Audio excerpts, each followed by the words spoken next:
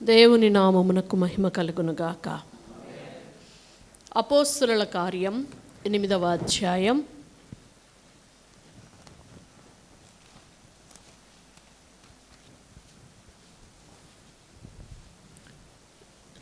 21, 22, 23 చదువుకుందాం. నీ హృదయము దేవుని ఎదుట సరి అయినది కాదు గనుక ఈ కార్యమందు నీకు పాలు పంపులు లేవు. కాబట్టి ఈ నీ చెడుతనము మానుకొని మారు మనస్సు నొంది ప్రభువును వేడుకొనుము. ఒకవేళ నీ హృదయాలోచన క్షమింపబడవచ్చును. నీవు ఘోర దుష్టత్వములోను దుర్నీతి బంధకములోను ఉన్నట్టు నాకు కనబడుచున్నదని చెప్పెను. చాలు. పరిశుద్ధుడా, మీకు వందనాలయ్యా. వాక్యమయ్యున్న దైవమా, నీకు వందనాలు. ఈ వాక్య భాగములలో నుండి మీరు మా అందరితో మాట్లాడండి అయ్యా. మా హృదయము నీ ఎదుట సరి అయినదిగా ఉండాలి. మేము ఏ దుష్టత్వములోనూ ఏ దుర్నీతి బంధకములలోనూ ఉండకూడదయ్యా. మాకట్టి కృపను దయచేయమని, ఆత్మ కలిగించు స్వాతంత్ర్యమును అనుభవించే కృపను సమృద్ధిగా ఇమ్మని యేసు నామములో అడుగుచున్నాము తండ్రి, ఆమెన్. ఇది దాదాపుగా మనందరము కూడా చదివిన వాక్యమే. అపోస్తలుల కార్యం 8వ అధ్యాయం. ఆది అపోస్తలుల కాలంలో సంఘానికి హింస కలిగినప్పుడు వాళ్ళందరూ కూడా చెదరిపోయారు. ఫిలిప్పు సమరయ పట్టణానికి వెళ్ళి అక్కడ సువార్తను ప్రకటించాడు. దేవుడు ఫిలిప్పునకు తోడయ్యుండి బోలెడన్ని అద్భుతాలు, ఆశ్చర్య కార్యాలు ఫిలిప్పు ద్వారా జరిగించాడు. అదంతా చూసిన తరువాత పట్టణస్థులు అతని యందు లక్ష్యం ఉంచారు. వాళ్ళల్లో చాలామంది దేవుని యందు విశ్వాసంలోనికి వచ్చారు. చాలామంది బాప్తిస్మ అనుభవాలలోనికి కూడా వచ్చారు. ఇటువంటి జరుగుతూ ఉన్నప్పుడు గారడి సీమోను కూడా ఉన్నాడు అందులో. అతని గురించి మనం పైన చూస్తే అతడు విభ్రాంతి నొందాడట. గొప్ప సూచక క్రియలు, మహత్కార్యాలు కూడా, అద్భుతాలు జరగడం చూసి విభ్రాంతి నొందాడు. అయితే ఇక్కడ మనం చూసినట్లయితే ఫిలిప్పు కూడాను సువార్తను నమ్మి, చూడండి 13లో ఉంటుంది, అప్పుడు సీమోను కూడాను నమ్మి బాప్తిసం పొంది ఫిలిప్పును ఎడబాయకుండి. అంటే అతడు నమ్మాడు, బాప్తిస్మం పొందాడు. అతనికి సువార్త పరిచయం చేసిన దైవజనుణ్ణి ఎడబాయకుండా కూడా ఉన్నాడు. ఇన్ని ఉన్నాయి ఈ యొక్క సీమోని యొక్క జీవితంలో. ఏముంది? నమ్మాడు, యేసుక్రీస్తును నమ్మాడు, అలాగుననే బాప్తిస్మము పొందాడు, అలాగుననే ఫిలిప్పును దైవజనుణ్ణి ఎడబాయకుండా కూడా ఉన్నాడు. కానీ ఇతడు ఒక చర్య చేశాడు. పరిశుద్ధాత్మ నింపుదల గురించి సంఘంలో నుండి దైవజనులు వచ్చి చేతులుంచి ప్రార్థన చేస్తున్న సమయంలో వాళ్ళ ముందు ఇంత డబ్బు పెట్టి నాకు కూడా ఈ వరం వచ్చేటట్టుగా చెయ్యండి అని చెప్పి అన్నాడు. అన్నప్పుడు పేతురు గారు అతన్ని తేరి చూసి చెప్పిన మాటలు ఇప్పుడు మనం చదువుకున్నాం. నీ హృదయం దేవుని ఎదుట సరి అయినది కాదు. నమ్మిన వాడేను, ఫిలిప్పును ఎడబాయకుండా ఉన్నవాడేను, కానీ అతని హృదయం దేవుని ఎదుట సరి అయినదిగా లేదు. ఇంకా ఏమంటున్నాడు? ఈ నీ చెడుతనమును మానుకొని మారు మనస్సు పొందు. చెడుతనాన్ని మానుకొని మారు మనస్సు పొందమంటున్నాడు. అప్పుడు ఒకవేళ నీ హృదయాలోచన క్షమించబడవచ్చు. నువ్వు ఘోర దుష్టత్వములోను దుర్నీతి బంధకములలోనూ ఉన్నట్టు నాకు కనబడుచున్నదని చెప్పాను. హల్లెలూయా.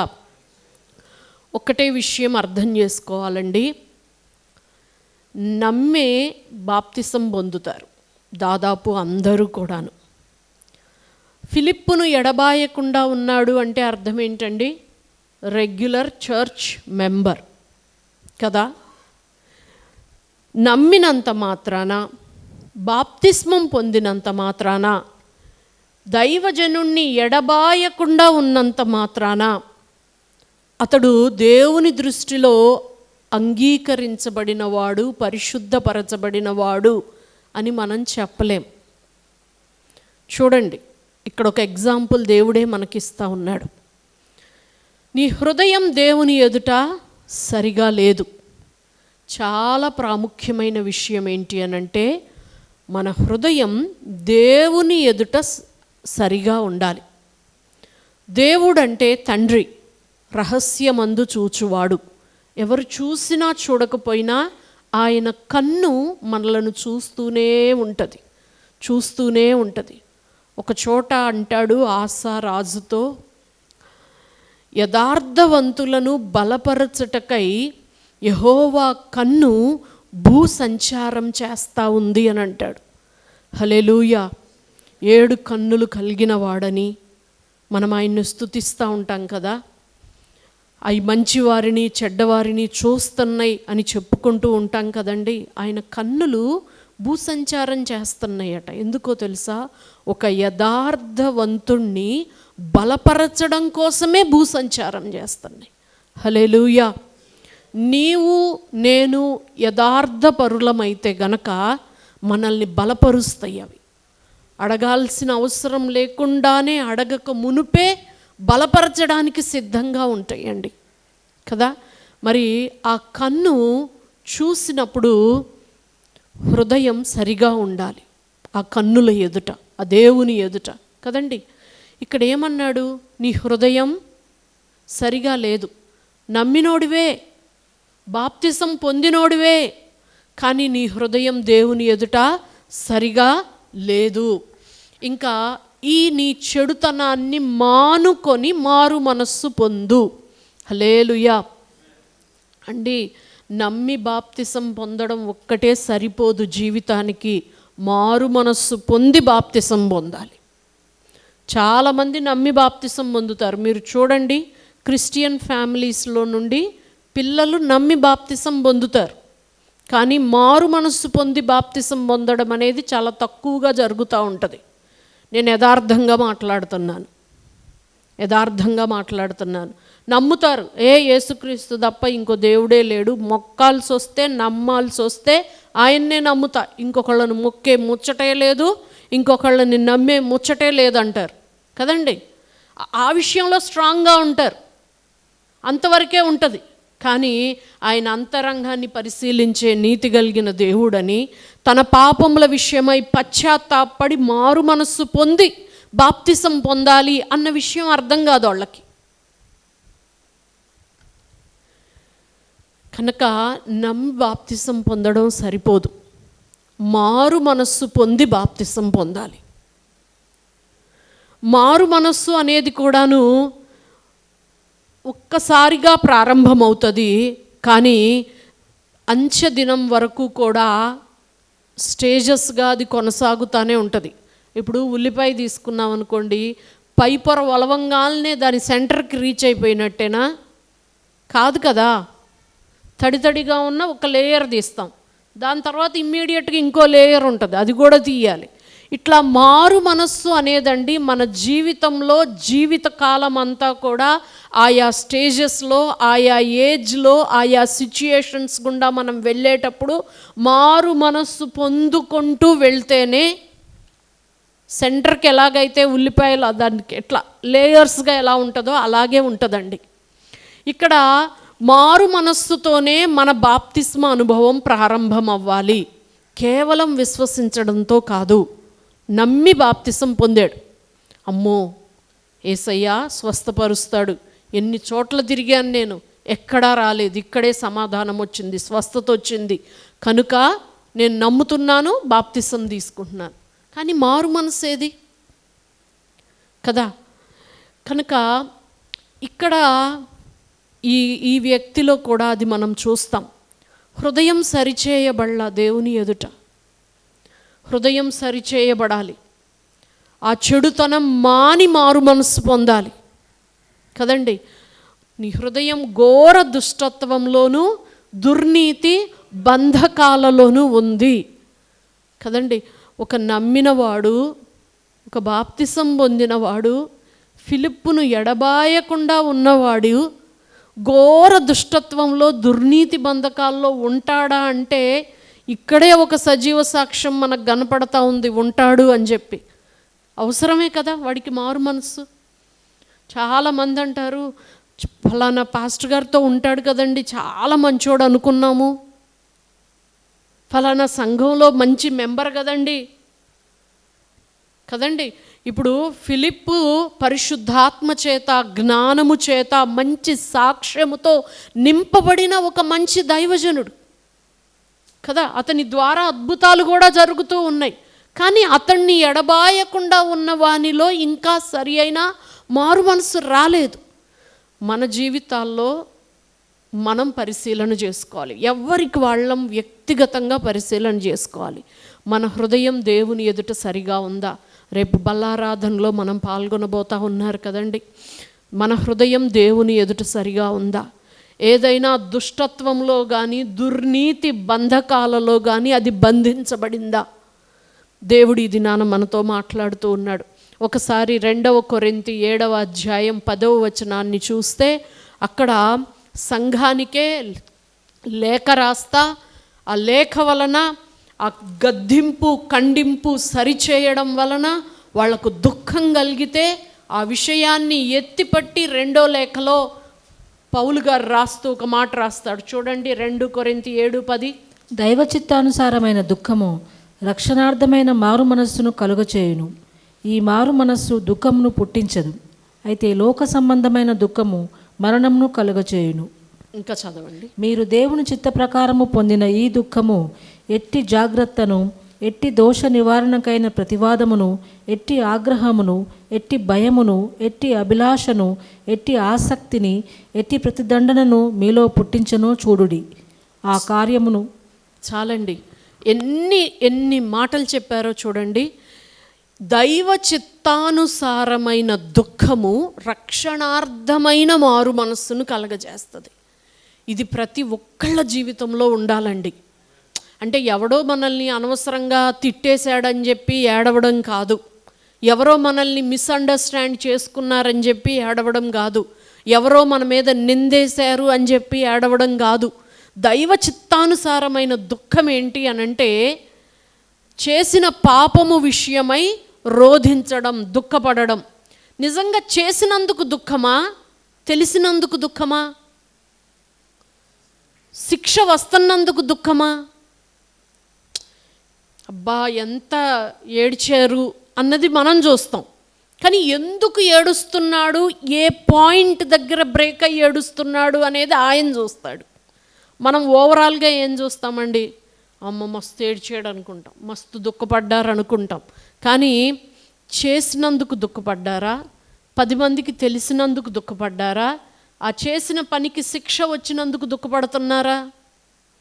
ఈ మూడిట్లో ఏ విధానంలో దుఃఖపడుతున్నారు? ఆ చిన్నది కూడా దేవుడు చూస్తాడండి. చాలామంది ఆ సమస్యకు వచ్చిన దానికి శిక్షకు దుఃఖపడతారు. కొంతమంది అది వెల్లడి అయ్యి 10 మందికి తెలిసిందని దుఃఖపడతారు కదండి. కానీ రక్షణార్థమైన దుఃఖము, మారు మనస్సును, దైవ చిత్తానుసారమైన దుఃఖము రక్షణార్థమైన మారు మనస్సును కలగజేస్తుంది. ఈ మారు మనస్సు వచ్చిన వాళ్ళల్లో ఏముంటుందో తెలుసా అండి? ఒక జాగ్రత్త ఉంటుంది, ఒక భయం ఉంటుంది, ఒక ప్రతివాదం ఉంటుంది. అంటే అమ్మో అంటూ కొన్ని జాగ్రత్తలు తీసుకుంటారు, వాళ్లకు వాళ్ళే కొన్ని ప్రతిజ్ఞలు పెట్టుకుంటారు. వాళ్ళల్లోనే చూడండి, లిస్ట్ అవుట్ ఒక్కసారి చదవండి. ఎట్టి జాగ్రత్తను, ఎట్టి దోష నివారణకైన ప్రతివాదమును, దోష నివారణకైన ప్రతివాదమును, ఎట్టి ఆగ్రహమును. ఒక దోషం జరిగితే దాని నివారణకైన ఒక వాదన మనం చేసుకుంటాం. ఎట్టి ఆగ్రహమును. ఆగ్రహం అంటే పట్టించినోడి మీద ఆగ్రహము, కోప్పడినోడి మీద ఆగ్రహం కాదు. తన మీద తనకే కలిగే ఒక ఆగ్రహం, తన స్వభావమును గురించి కలిగే ఆగ్రహం అండి. ఎట్టి భయమును, భయాన్ని పుట్టిస్తుంది. ఎట్టి అభిలాషను, మారు మనసు కొరకైన అభిలాష, నిలిచి ఉండడం కొరకైన అభిలాష, వీటన్నిటినీ పుట్టిస్తుంది. ఏమి దుఃఖం అండి? దైవ చిత్తానుసారమైన దుఃఖము రక్షణార్థమైన మారు మనసును కలగజేస్తుంది. మన పిల్లల జీవితాల్లో, మన జీవితాలలో ఇది ఉండాలి. దైవ చిత్తానుసారమైన దుఃఖం ఉండాలండి. లోకానుసారమైన దుఃఖం మరణాన్ని కలగజేస్తుంది. 2 దుఃఖాలు అక్కడ రాయబడి ఉన్నాయండి. లోకానుసారమైన దుఃఖం ఉందా, వాడికి ఇంకొకటి ఏముండదు ఆప్షన్. ఉరిబెట్టుకు సావడమో, దూకి సావడమో, మింగి సావడమో, ఏదో ఒకటి తగులుతుంది వాడికి. కానీ ఇది దైవ చిత్తానుసారమైన దుఃఖం మాత్రం ఒక రక్షణార్థమైన మారు మనస్సును కలగజేస్తుంది. హల్లెలూయా, హల్లెలూయా. దీంతో మన జీవితం ప్రారంభించబడాలి. క్రైస్తవ జీవితం పశ్చాత్తాపపడాలి, మారు మనస్సు పొందాలి. ఆ రక్షణార్థమైన ఆ మారు మనస్సు దైవ చిత్తానుసారమైన దుఃఖం వలననే కలుగుతుంది. ఇది మనలో కలగాలి. కనుక ఇదండి, మనం ఎలా ఉన్నామో ఒకసారి ఆలోచన చేయండి. నమ్మి బాప్తిసం పొంది ఎడబాయకుండా ఉన్న లిస్ట్ మాత్రమేనా మంది? పశ్చాత్తాపపడి మన పాపముల విషయమై మారు మనస్సు పొందామా? ఎప్పుడో ఒకప్పుడు ఒక స్టేజ్లో మారు మనసు పొందాం, అయిపోయింది అనుకుంటున్నామా అండి? ఎందుకు అనంటే, ఆ కాలంలో అయితే దేవుడు చూసి చూడనట్టుగా ఊరుకున్నాడు. కానీ ఇప్పుడైతే అందరూ అంతటా మారు మనసు పొందాలని ఆయన ఆజ్ఞాపిస్తున్నాడు అంటూ ఏథెన్స్ వాసులకు, విగ్రహారాధికులకు చెప్తూ ఉన్నాడు. అంటే అర్థమేంటి?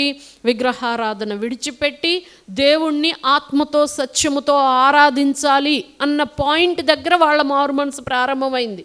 కానీ అదే లాస్ట్ స్టెప్ కాదు, అది మొట్టమొదటి స్టెప్ మాత్రమే. విగ్రహాన్ని విడిచిపెట్టావు, మరి మనలో ఉన్న దుష్టత్వం ఏదో ఒకటి ఎవరో ఒకరు ఉంటానే ఉంటుందండి కదా.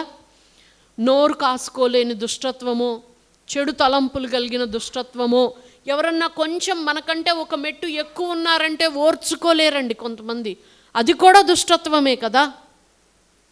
ఏ రకంగా ఏ వ్యక్తులలో ఉంటుందో ఎవరికి వాళ్ళం పరిశీలన చేసుకొని మారు మనసు పొందాలండి. దేవుడు ఈ దినాన మనతో మాట్లాడుతూ ఉన్నాడు. ఆయన ఎదుట మన హృదయం దోషారోపణ చేయకుండా ఉండాలి. ఆయన మనతో నీ హృదయాలోచన, నీ హృదయ ధ్యానము, నీ నోటి మాటలు నా దృష్టికి అంగీకారంగా ఉన్నాయి అని చెప్పగలగాలి. ఆయన కన్నులు మనల్ని చూసినప్పుడు మనం అంగీకరించబడేవారిగా ఉండాలి. లేకపోతే ఏం చేయాలి? పశ్చాత్తాపడాలి, మారు మనసు పొందాలి. అంతేనండి, పెద్ద ఏమీ కాదు ఇది. పశ్చాత్తాపడి మారు మనసు పొందితే ఒకవేళ నీ హృదయాలోచన క్షమించబడవచ్చు. అంటే నువ్వు నిజంగా దుఃఖపడితే గనక ఖచ్చితంగా దేవుడు క్షమిస్తాడు. క్షమించడానికి చాలా ఛాన్సెస్ ఉన్నాయి. కనుక ఈ దినాన దేవుడు మనతో మాట్లాడుతూ ఉన్నాడు. మనం నమ్మి బాప్తిసం పొంది ఎడబాయని లిస్టులో అంతవరకే ఉన్నామా? మన హృదయం దేవుని ఎదుట సరిగానే ఉందా? దుష్టత్వంలో కానీ ఏ దుర్నీతి బంధకాలలోనైనా మనం ఉంటూ ఉన్నామా? ఆలోచన చేద్దామండి, ఆలోచన చేద్దాం. విగ్రహాలనైతే విడిచిపెట్టాం, కానీ అటువంటివి కొన్ని ఉంటాయి. భూమి మీద మీ అవయవాలైనా అంటూ కొన్నిటిని చెప్తాడు కదండి. ఏటిని చంపాలో వాటిని చంపాలి, వేటిని విసర్జించాలో వాటిని విసర్జించాలి. కనుక పశ్చాత్తాపపడదాం. దైవ చిత్తానుసారమైన దుఃఖముతో మనం రక్షణార్థమైన మారు మనస్సును పొందుకొని మారు మనస్సుకు తగిన ఫలాలు ఫలించి దేవుని రాజ్యాన్ని చేరదాం. దేవుడట్టి కృపతో మనల్ని నింపి నడిపించునుగాక. ఆమేన్.